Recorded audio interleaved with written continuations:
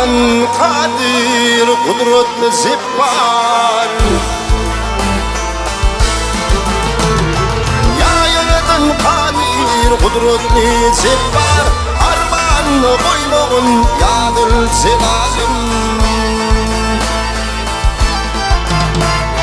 Nizmin rayına kirimli kahbar, irmanı koymağın yadır zelazim.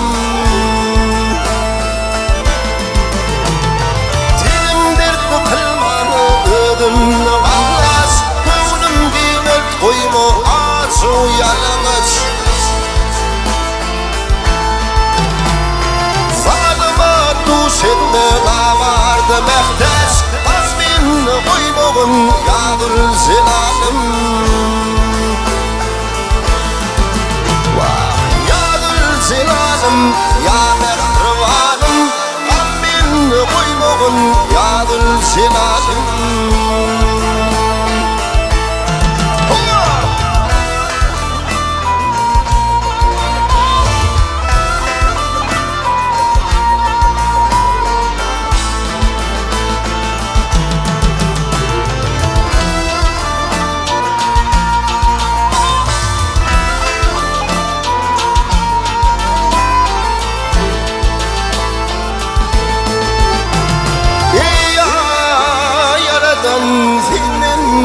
Kudretli kim var?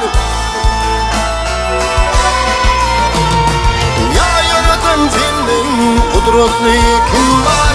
Kirimin güçlüdür, günahım betyar. Zalimin koluna ilep kırıklar, hayranı koymağın yadır zelalim.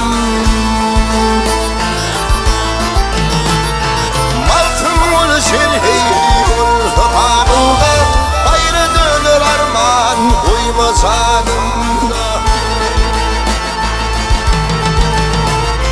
Oğul ahir dost düşmanın yanında, şermenle koymağın yadır zelalim.